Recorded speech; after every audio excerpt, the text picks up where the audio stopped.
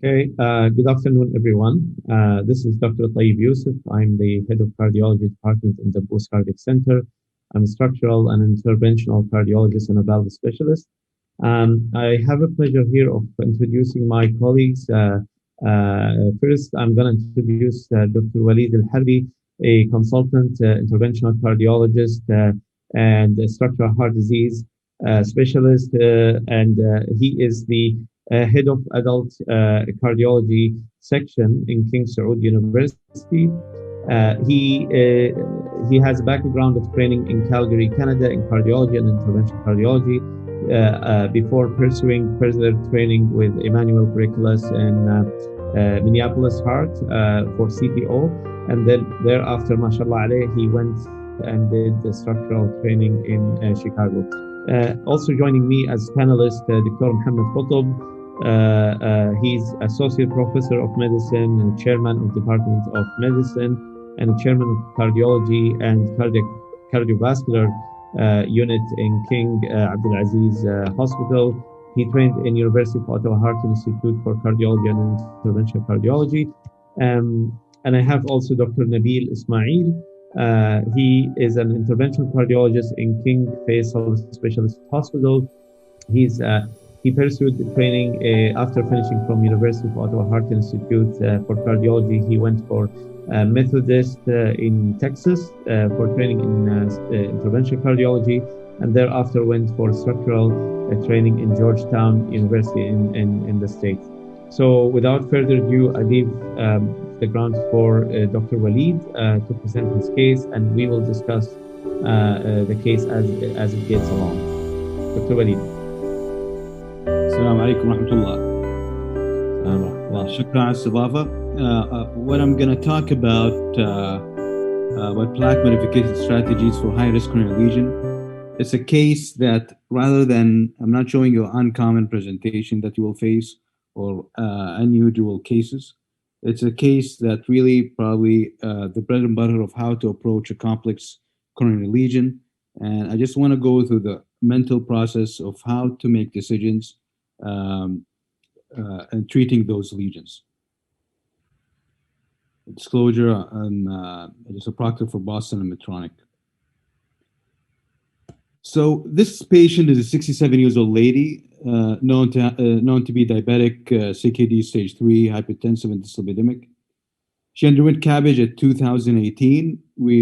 She didn't receive the Lima for unknown reasons, but she had bypass of vein graft to OM, vein graft to LAD, and a third vein graft to the right PDA for unstable angina presentation, where she had multi-vessel disease, including the LAD, the circ, and the right.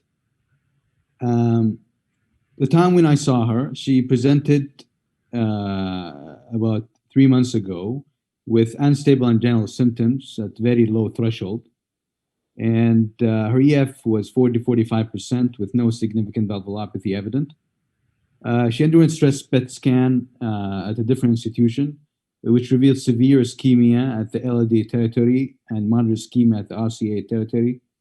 Not mentioned the slide, also she had also a moderate ischemia at the lateral wall with high-risk features evident on the PET scan. I'll show you the coronary angiogram. This is her right system.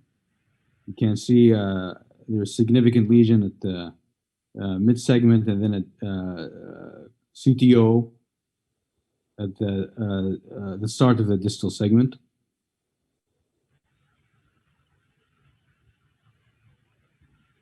It's an RAO view. This is a vein graft to the obtuse margin, which is patent. This is the left system injection, and you can see there's significant stenosis at the mid-left circumflex, in addition to severe tandem lesions at the ostial LAD proximal and mid segment in this view.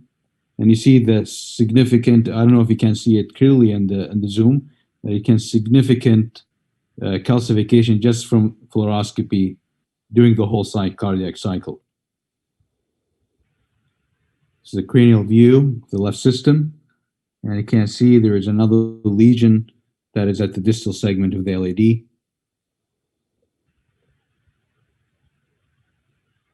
Audiocranial, the same view, and you see it's giving collaterals about 1 trip 2 to the right system, both from the septal and epicardial collaterals. So before I start what was been done, based on what the clinical and angiographic data, we discussed with the patient on optimal medical treatment, and you can see he got facing trouble. One is that you have a patient living on a vein graft to OM, and the right is occluded, and the LAD has a significant stenosis. And he cannot perform any nailing of the ostium of the LAD with that in the context of that severe calcification and probably extension to the distal left main. So the first question is that you want to know the likelihood you're going to get away without modifying that calcified plaque. So how we detect calcium in the cath lab? There are 3 modalities: either fluoroscopy with angiography, intravascular ultrasound, or OCT. And each has its caveats. And understand that you saw this is easy. You can make a decision that there's severe calcification, then probably you're going to prepare yourself to the question that you need to modify the plaque accordingly. But if I ask you the question is that if you didn't see calcification, would you still pursue for intracoronary imaging? I would leave that question for the group. Dr. Mohammed, would you like to address this?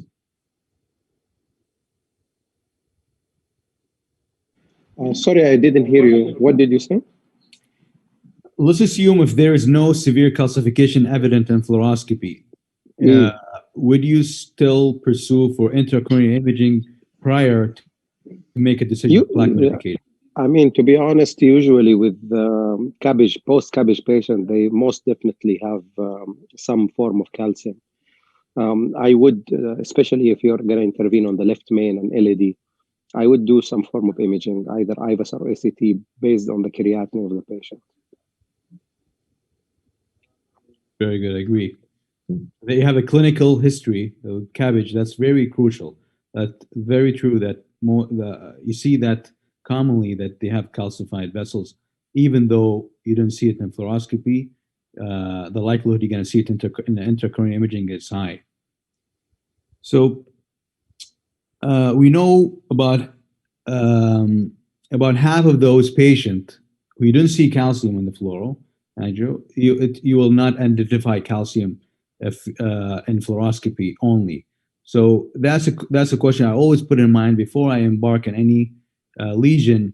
And we've done that mistake before. Sometimes in a STEMI, I just want to direct stent it, and then I get fooled, and then I get stented underexpanded because I did not appreciate the calcium of the vessel architecture. So it is whenever the age helped you, the history of CABG helped you, and any associated underlying disease such as CKD, patient on dialysis, or inflammatory disease, it make the likelihood that patient have calcification, even though you do not see it in fluoroscopy and angiography. So intracoronary imaging is crucial.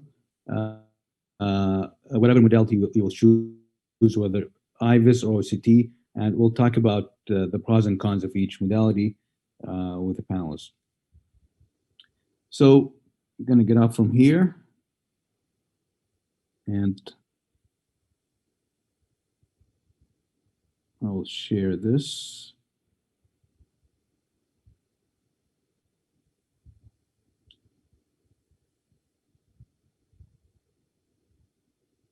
First, before I knew that when I'm going to stent the LED, I'm going to go to the left main.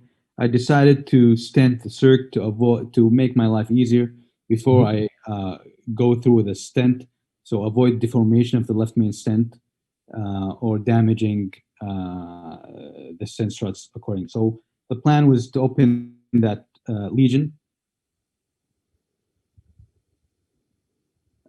stent it. I'm going to spare that part, and then started with a balloon angioplasty of the LED system at the proximal segment.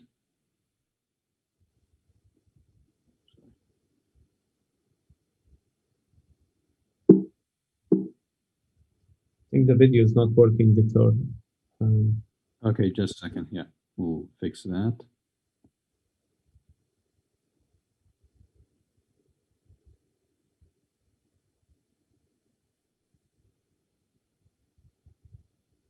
While I'm fixing this,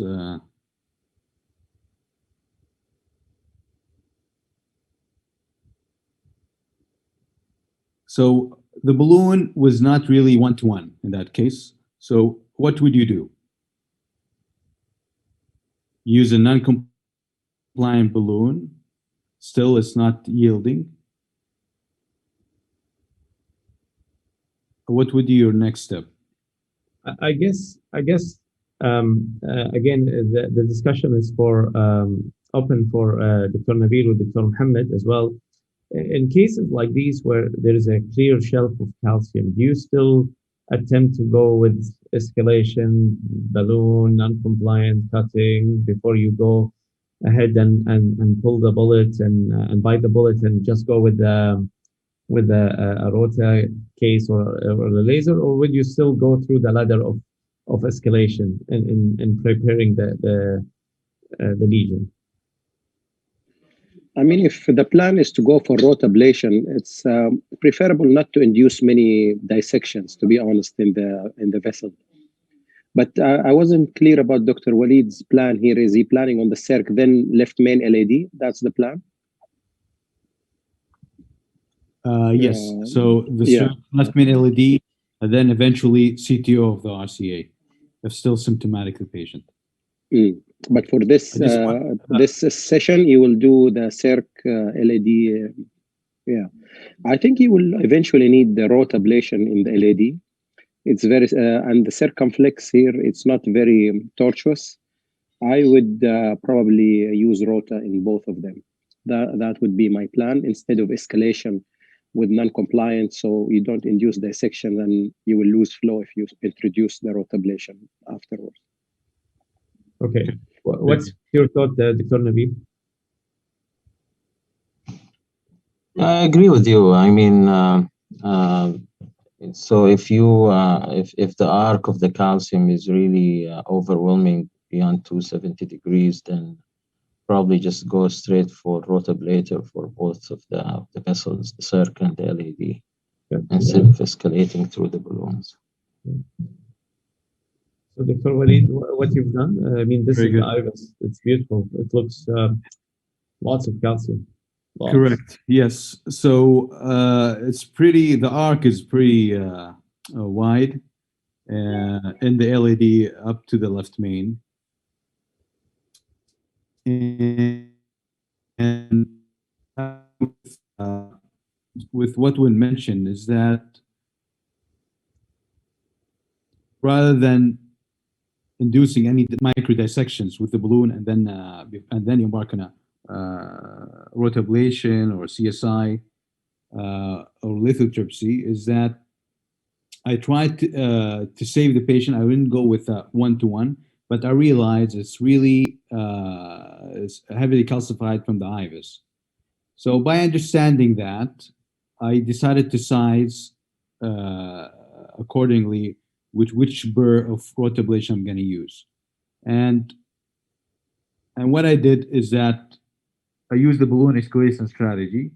So small low profile balloon crossed, NC balloon, it was really undilatable. And then I chose the pathway of atherectomy. If it really was one-to-one with scoring or cutting balloon, then you can stent if you're able to cross. If you're not able to cross, then you go in with atherectomy. Very simply as that. That's my usual approach. People varies, and it's all clinical judgment and technical judgment. So I decided to use the Rota Pro, and the question is for the panelists and moderator is what size burr would you choose?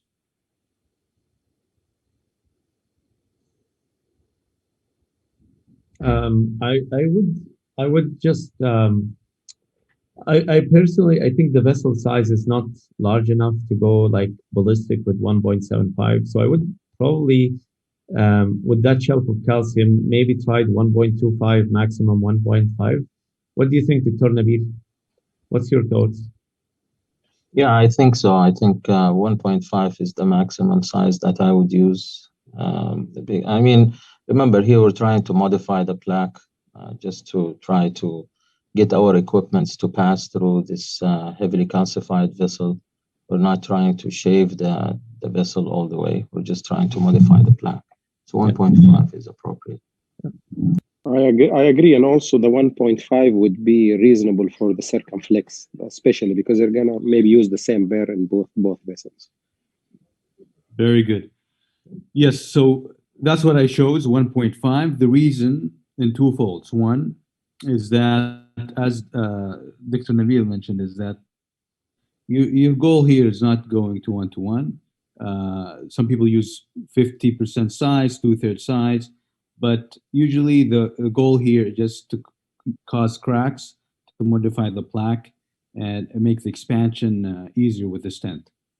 Two is that if you see the lesion is very long, when you have a long lesion, usually sometimes say relative contraindication, if it's really long, you can increase the risk of your burr stall. But to avoid that, using 1.5 rather than 1.25 is the ideal decision. The reason the burr shape is different, where you have a diamond versus a bullet. When you have a bullet size, which is the 1.25, it might really stall. I know it's smaller, better mobility, but still it's easy to get stuck within the vessel architecture.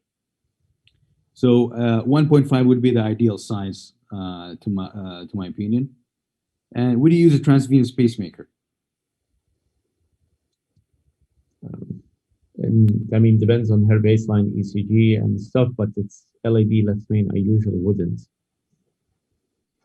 Yeah, I agree. I usually use the pacemaker if it's a right dominant RCA and expect the patient go vagal, or as Dr. Tayyib mentioned, if there is any ECG abnormality that increase the risk of having, I mean, AV block or significant bradycardia, but not for this. But the only caveat here, the patient has occluded RCA CTO, right? And Sure. I think the circ, but I thought the graft to the circ was open, right? Correct. Or to the OM is open. Correct. Yeah. I mean, you can always get a venous access just in case if you need the pacemaker, you can shove it very quickly. Yeah. Very good. Yeah, I agree. So that's what we did. We did not put a transvenous pacemaker, but I secured the venous access in case in an emergency setting. The reason, as mentioned, if you have nothing precluding in the ECG, no bundle branch block, no AV blocks, usually, and it's not right down the system, although here it's occluded as mentioned. But likely, we'll see. We don't need the transvenous pacemaker. Would you use a percutaneous LV assist device in this case?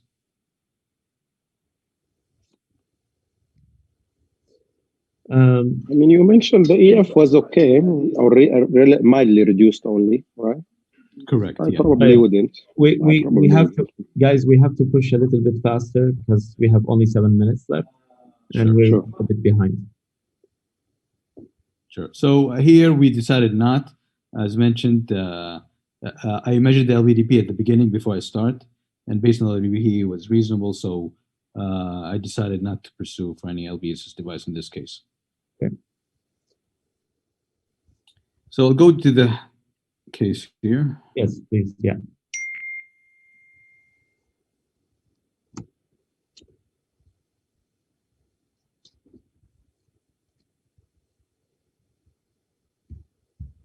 Okay, can you see the video?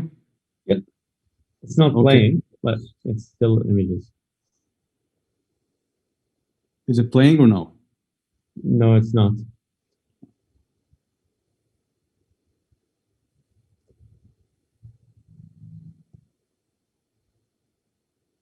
What about now? Yep. Okay. The circ was stented without any rotablation, and you can see the LED left main. Yep. Then we decided, let's skip the circ. Yes, please. Yeah.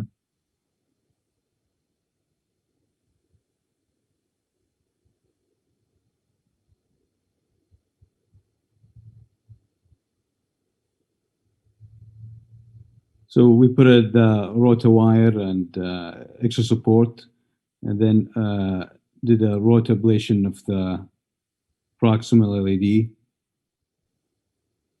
and also LED.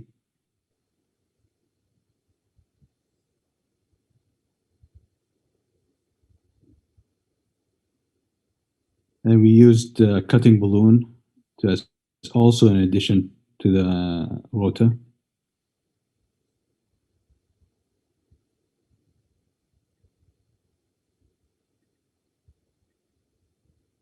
I'll just skip you all this.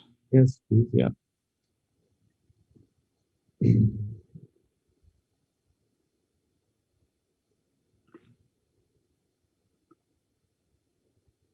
Okay. It's not showing?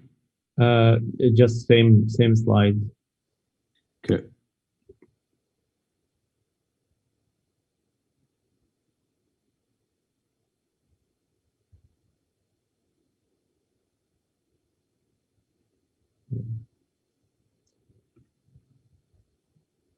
So if you can show us the final result, Dr. Waleed, so we can move on. Yeah, that's correct. Yeah, that's what I'm trying.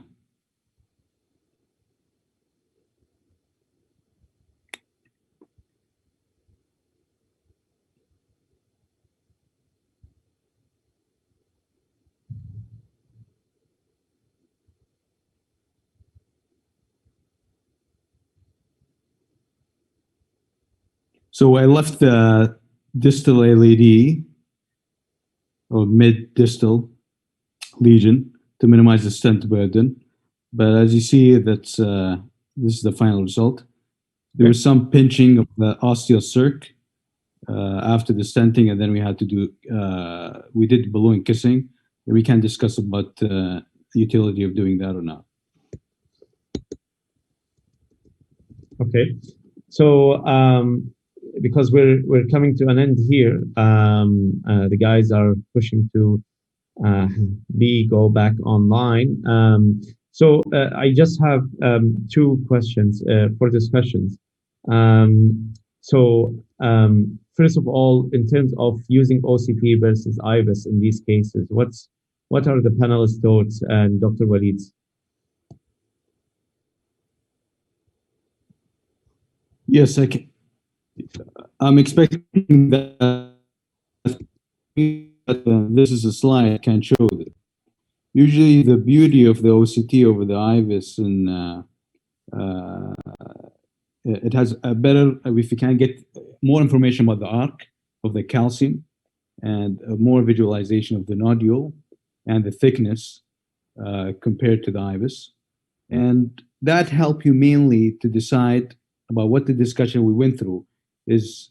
Do you start with ballooning, non-compliant balloon versus cutting or scoring balloon prior to any atherectomy, or just if you feel there is a deep calcium, then you just go ahead and go for rota or CSI. And that's the beauty of OCT, can help you in that decision making. Okay, so fair enough. Okay, the other question we were discussing the other day is, if you stent LED into the left main, do you universally open the struts into the circ or not? What's your practice like, Dr. Muhammad? I mean, to be honest, if the ostium is free of disease and no plaque shift, I wouldn't routinely do a kissing balloon angioplasty because, in terms of doing kissing, then POT, usually you will end up with, some deformation of the stent, which I try to avoid. But it really depends on how would the result be of the ostial circ afterwards. Sometimes imaging would be quite helpful here as well. Okay. We have to conclude this session. Apparently, we're over time already. 5 minutes over time. I would like to apologize to all my colleagues here for rushing, but it's just time limitation. Thank you all for joining. Thank you, Dr. Waleed, for presenting such nice case and very well done. Dr. Nabil and Dr. Muhammad, thank you for your discussions. And back to the program. Thank you, guys. Thank you so much. Thank you very much. Thank you, everyone. Goodbye.